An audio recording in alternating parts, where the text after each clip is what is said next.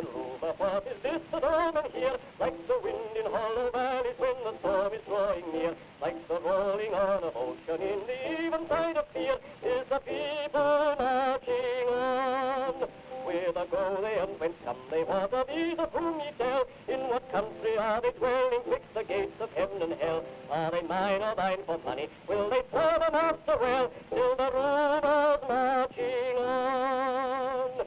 Hark the rolling of the... This compilation is made from surviving films and documents produced by members of the British Film and Photo League, originally known as the Workers' Film and Photo League, which operated from 1933 to 1939.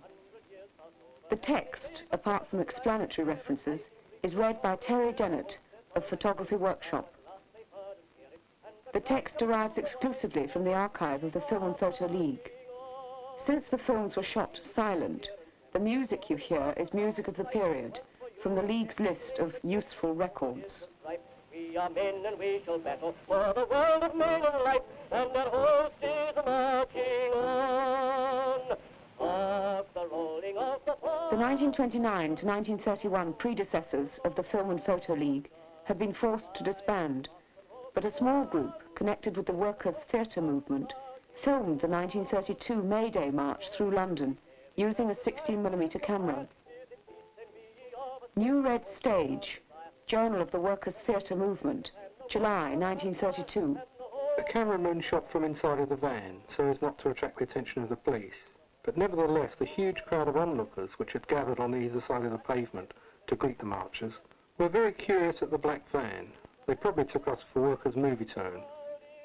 But fortunately for us, some press photographers came up and asked for permission to use our van.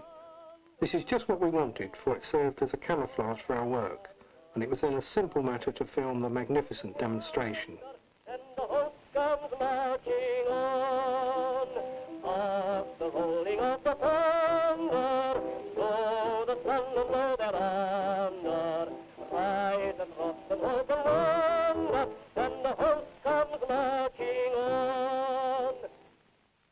Kino Annual Report on the origins of the Workers' Film and Photo League. In the summer of 1933, the group of people connected with the workers' theatre movement decided that the time was long overdue for the questions of film propaganda to be taken seriously by the labour movement. They formed a committee, Kino, and went into the possibilities. It became clear from the beginning that the only chance of achieving our aims was to work with the small-size 16mm films. Not only was the cost, as compared with full-size films, reduced enormously, but these films, being non-inflammable, could be shown in ordinary halls and meeting rooms, as they did not come under the 1909 Cinematographic Acts. Further, it was only the case of licensed premises that made it necessary to obtain a censor certificate, or local licence, before shows could be given. The group acquired a 16mm copy of Eisenstein's film Battleship Potemkin, and a projector, and commenced operations. A production group was formed in 1934 and 2 workers' newsreels were made, each with the opening caption, "This is an attempt to present news from the working class point of view."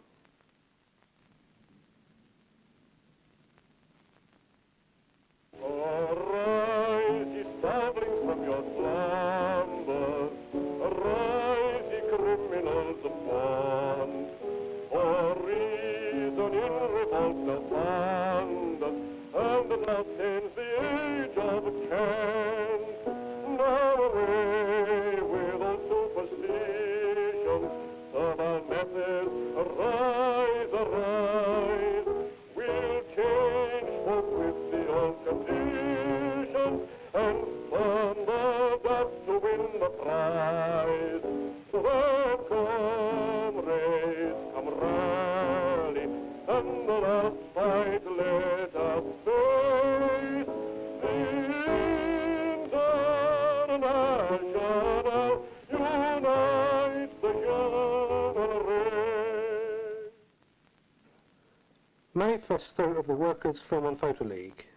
We think the time has come for workers to produce films and photos of their own. Films and photos showing their own lives, their own problems, their own organised efforts to solve these problems.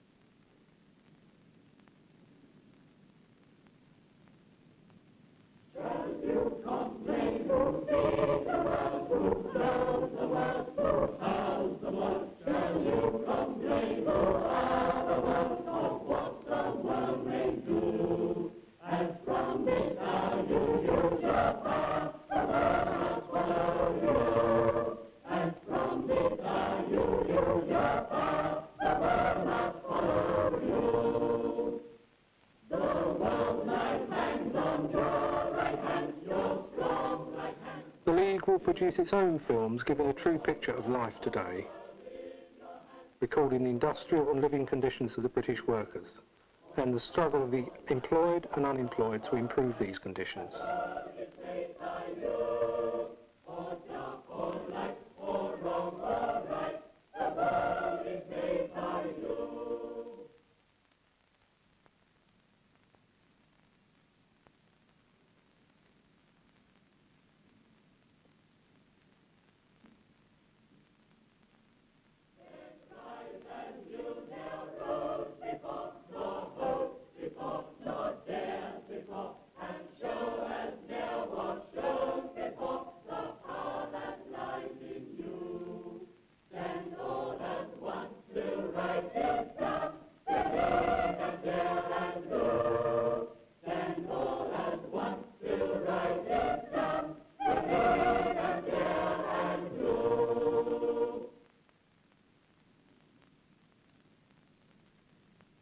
Kino News' synopsis of Hunger March of 1934, also known as National Hunger March.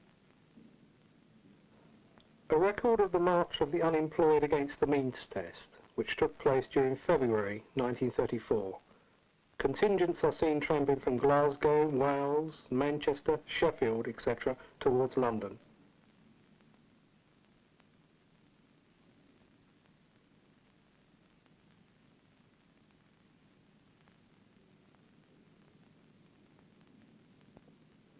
Events on the way and their reception in Cambridge by the socialist students, led by John Cornfield, are also shown.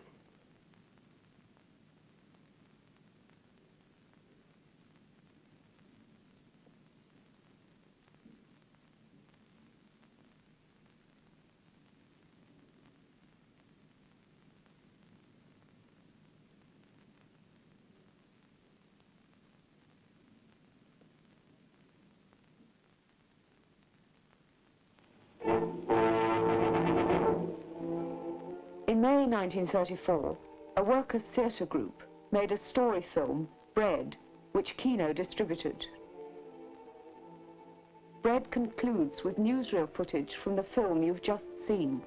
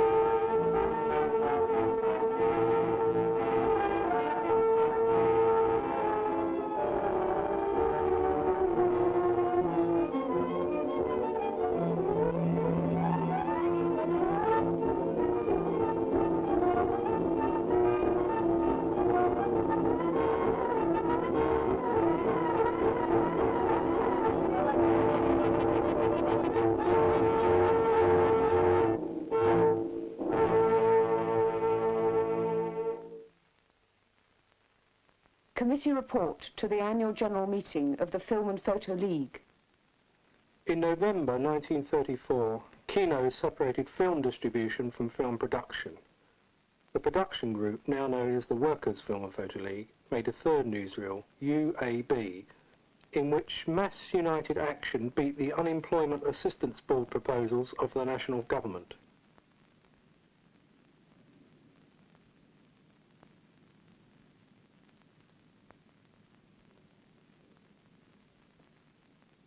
This film of the February 24th, 1935 demonstrations was hailed by the League as technically and in every other way 100% improvement on all past newsreel work.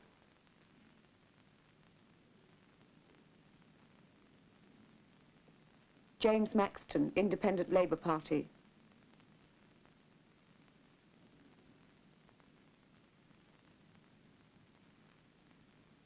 Tom Mann, Communist Party of Great Britain.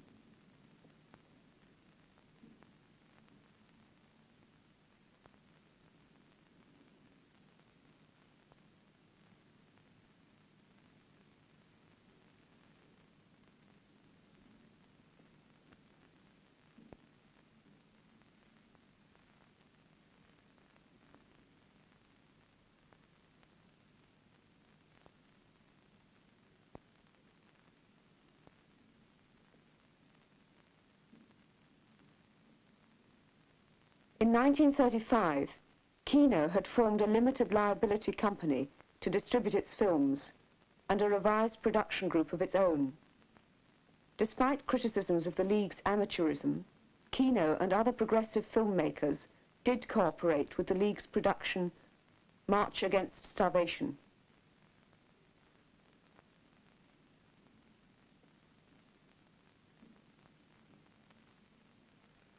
The film was subtitled Story of the National Protest, and the marches were organised by Wal Hannington, leader of the National Unemployed Workers Movement.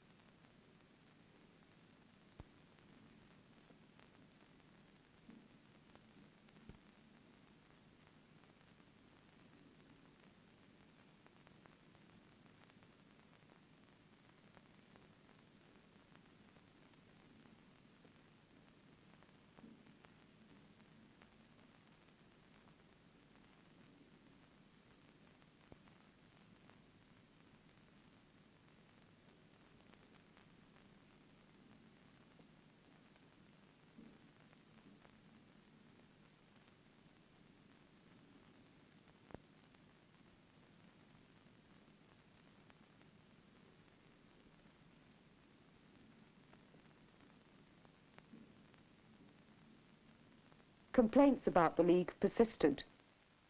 27th of December 1936, letter from Film and Photo League member to its secretary, the Reverend Hugh Cuthbertson.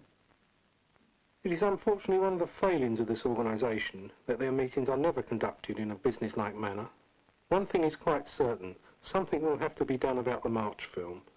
The National Unemployed Workers Movement has paid £10 towards expenses, and they are entitled to see something for their money.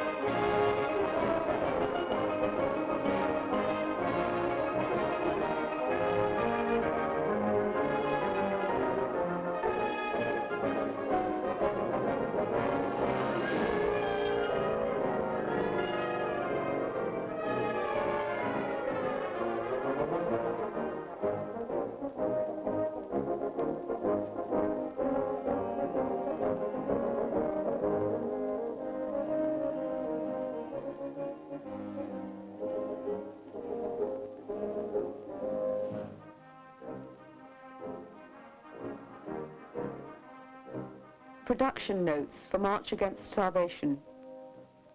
The projection of this film is made much more interesting by gramophone accompaniment of march tunes. All music should immediately be cut at the appearance of York Minster spires, and this section runs silent.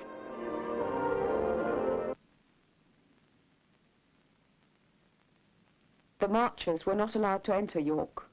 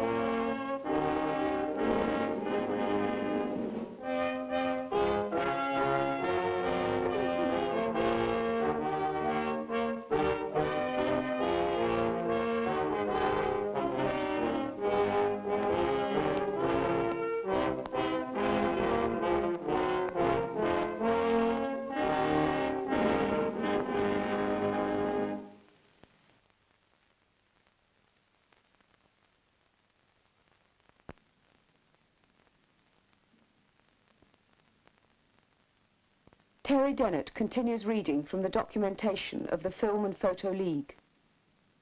Left Film Front, Number 1, July 1937. Retrospect. Among the many mushroom growths in the progressive film field, the Film and Photo League stands a firm plant, with its roots in the earliest days of workers' films. Originally the production unit of Kino, it became an independent organisation in 1934. With very limited purses and little spare time, the early members bravely faced the difficulties of pioneering work, making its witness amidst the lavish and pampered display of the capitalist cinema.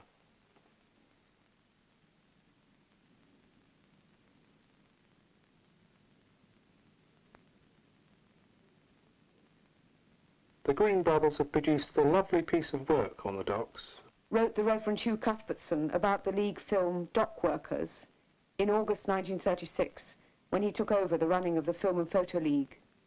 With good light on the screen and the final shots taken, we were all much enthralled by it.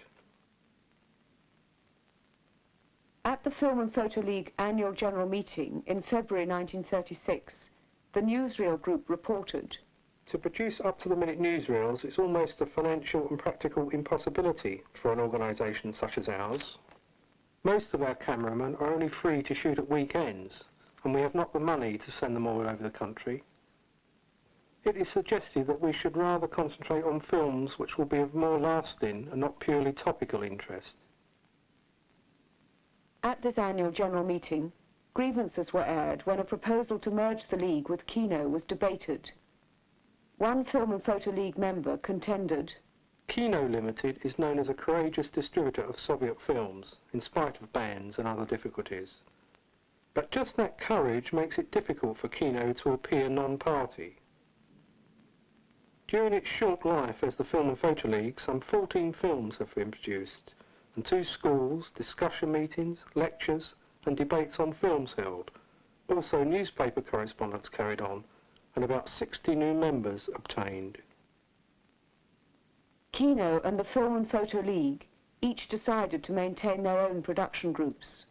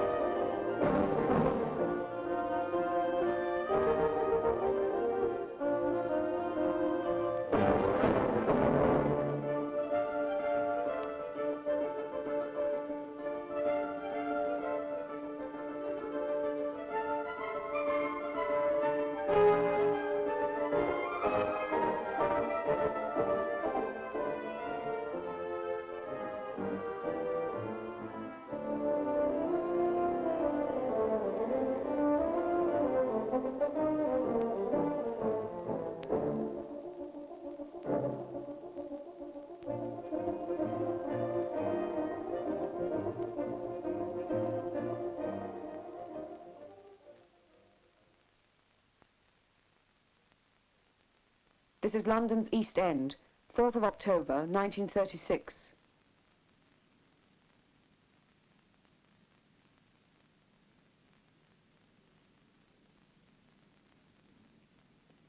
This footage, shot by a Film and Photo League member with his Bolex camera, was never edited into a finished film. It shows the British Union of Fascists march as it was escorted round Cable Street when the Antifascists blocked its path through the predominantly Jewish heart of East London.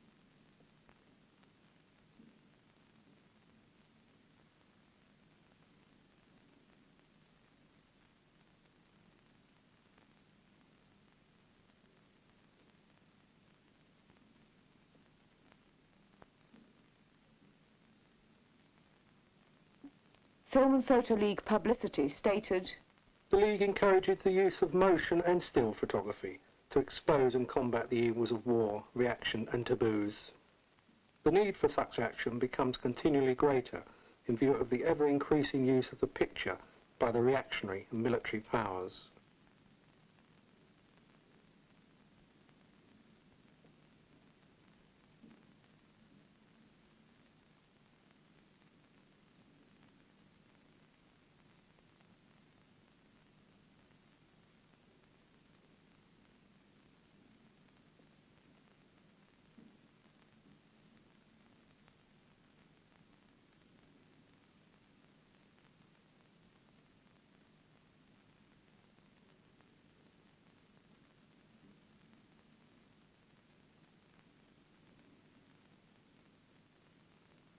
commentary notes to read before screening, red, right and blue. One of the outstanding events of the Left Book Club Summer School in 1937 was the making of a comedy film, Red, Right and Blue. It opens with the circularisation of publicity for the school, the sending in of applications and journeys from all parts of the country to Digswell Park.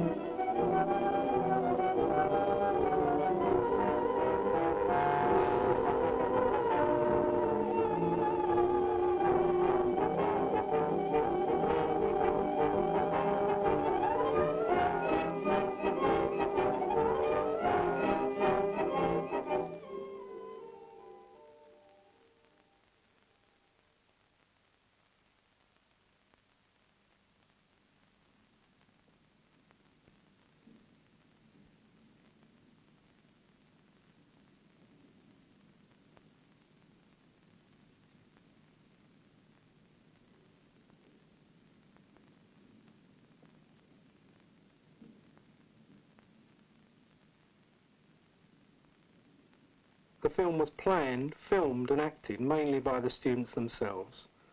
A comedy film was probably the most difficult to put across, and the success of this, their first film, indicates the ease with which local groups can be set up with only a modest amount of experienced assistance. The students arrive. The film deals with an imaginary character, an aristocratic adherent of the Blue Book Club, who lands by accident at the Left Book Club, reads red books and learns what is right. The lady, misdirected by a deaf peasant to Digswell instead of Prigswell, arrives during Dr. John Lewis's lecture on the USSR. After argument, she decides to stay. Her stay is somewhat enforced by the antics of the two naughty boys who tinker with her car.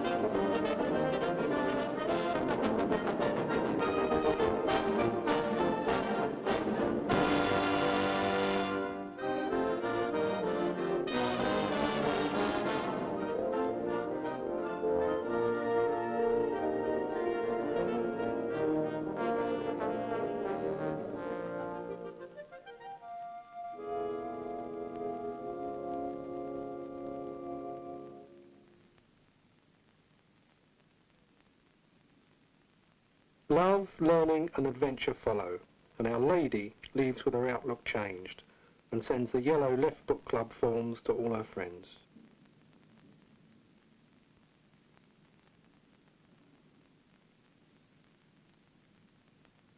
England, arise, the long night is over. Faint in thee, behold the dawn appear. Out of your evil dream of toil and sorrow, arise, O England, for the day is here. From your fields and hills, hark the answer swell. Arise, O England, for the day is here. Film and Photo League. Notes for May Day 1937 cameraman. Meet 2:10 p.m. prompt at the Sports and Cultural section, D36, near Temple Gardens. Route of procession: Embankment, Bridge Road, Parliament Square, Victoria Station, Grosvenor Gardens, Hyde Park Corner, into the Park, East Carriageway, Marble Arch.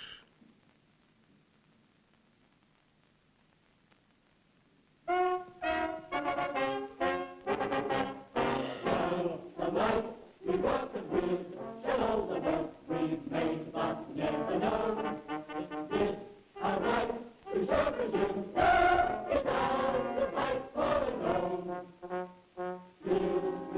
struggle and the baking. We will wage the workers' war, not content with idle waiting.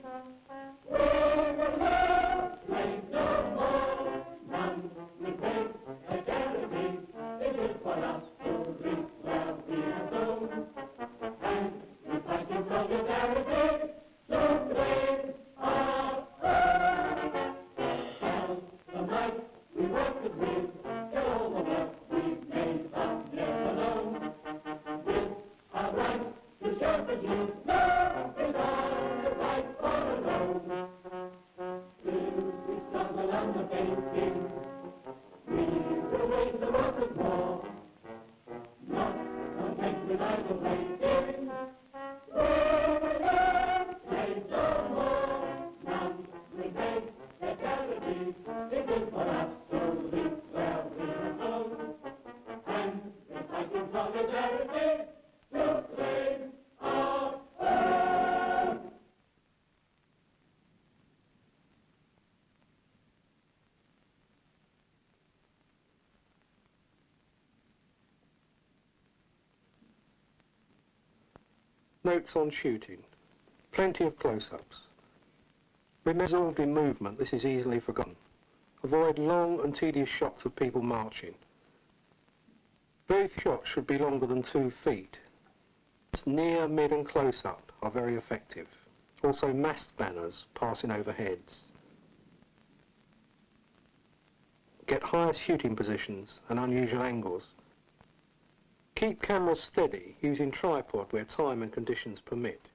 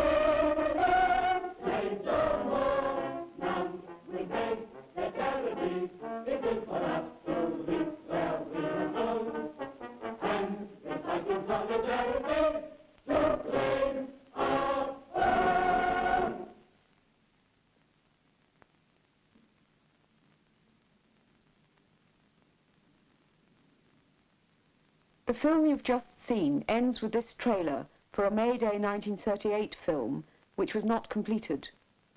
The stop frames are a later addition.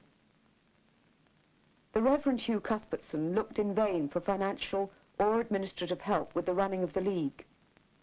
Letter from him to Victor Golantz, chairman of the Left Book Club. It is hopeless to expect any results in this work without a full-time organiser or assistant. Some tangible funds for film stock and publicity, and a studio, club and projection premises where members can get together and work be done. Such a foundation would be of far greater value to the movement than £500 or more invested in one professionally produced film. Letter to Joseph Reeves, manager of the recently formed Workers' Film Association, a joint Labour Party and Trade Union Congress organisation. The committee of the League are very willing to consider a scheme for incorporation within the Workers' Film Association. if there is a clear understanding that the work which the Film and Photo League set out to do will be maintained. The functions are, briefly, 1. The coordination and direction of amateur 16mm workers as outlined in the Constitution, and 2. The provision of educational and progressive films, etc., at low rates for small groups. The moral of the whole thing is that the task was too big to carry out entirely with voluntary members and without the backing of a larger organisation. The committee suggests that the present creditors of the League might be prepared to accept a 50% settlement, as the liability may be written down to £35 or less, which is not much in excess of the value of the camera.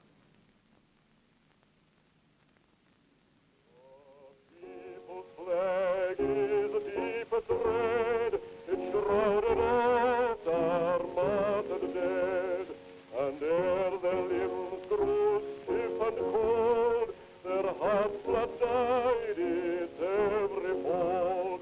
Then raised the scarlet standard high, within its shade we'll live or die.